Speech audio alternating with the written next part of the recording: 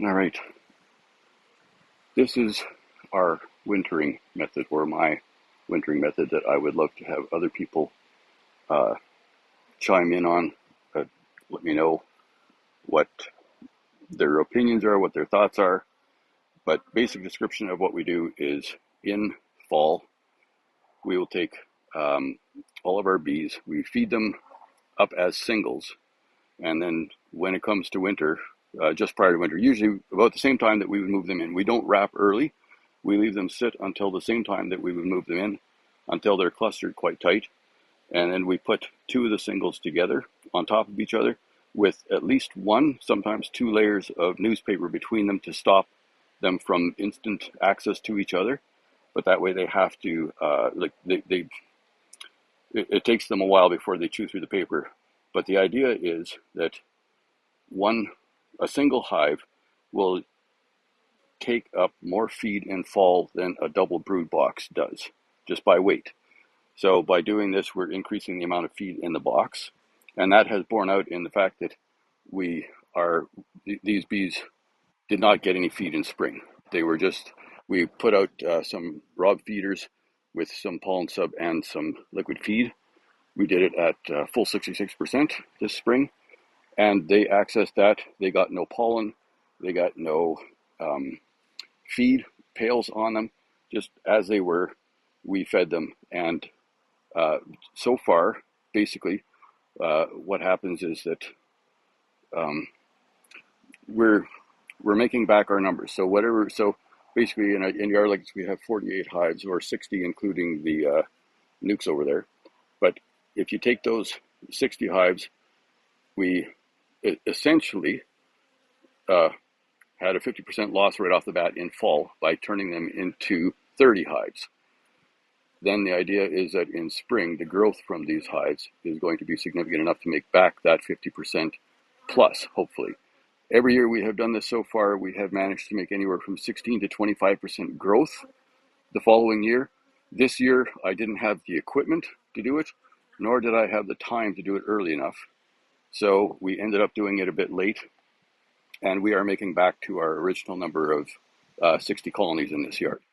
So in this experiment, we are at 0% loss. Now, in my mind, I'm not a big fan of the idea of just saying winter loss, because winter loss at the early part of the year doesn't really tell me what I need to know. What I need to know is my production loss. If I have 60 hives in winter that were production hives, going into winter, I want to know that I have 60 hives coming out or more in spring by the time they get into production. If I can do that without buying bees, then in my mind, my winter losses are zero, or in this case, positives.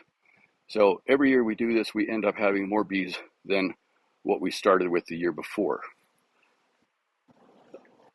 There could be there's a few things that can go on with that I am not 100% as to, like how big a part it all plays in. Our mite counts were very low.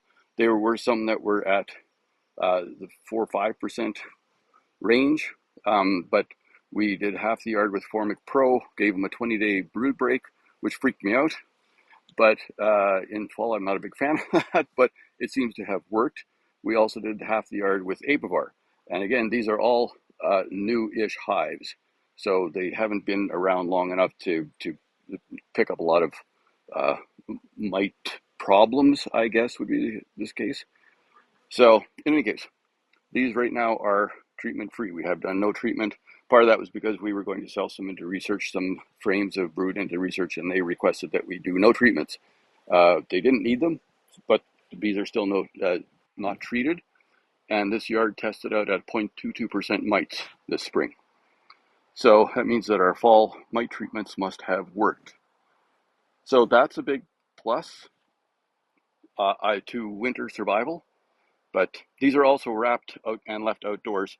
So we only unwrap these at the end of May. I think around the 27th of May, something like that, is when we unwrap them. So with a spring like we had in 2026, that means that these hives basically were able to um, exist without the cold bothering them as much. And on warm days, they did have the feed that they could access in the rob feed. So this one has now 3 more frames of brood than it requires to be a hive. This one has 5.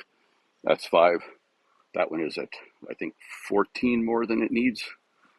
Most of these are at 5 to 6 frames more than what they need. So all of these will be split into new boxes, and then we're going to sell a bunch of them because I have more bees than I want. So that's the basic of the wintering method. So again, 2 singles, stack them together at the end of October with some paper between them, let them duke it out. We occasionally will end up having 2 queens in a hive left in spring. Usually it's just 1, but the idea is that queen loss is part of the cause of winter loss. Lack of feed is part of the winter loss, and just lack of mass. So by basically combining 2 hives, we eliminate almost 3 of those. They have extra feed in comparison, they have the extra mass of bees, and they have 2 queens, so that if one dies, you still got the other one. So basically, for the cost of queens, we maintain our numbers or grow every year. So I don't know if that's a win or a loss for anybody else. For me, that's a kind of a bonus way of doing it. I also don't mind the idea of having new queens, like 50% new queens every year. In my mind, is not a bad thing. But again, that's a personal preference. And if it's more work than somebody wants to do, then they ought not to do it.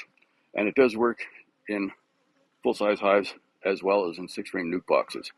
We've done both of those, and those are going to gain back all of their numbers plus. So again, that's our wintering experiment. If you want to give it a try, or you want to comment on why you think this works or what I am missing in this, I would love to hear that, and find out if other people have tried this or want or are using this method or want to try it, and we can try and source the success rate in reality, not just what I'm doing.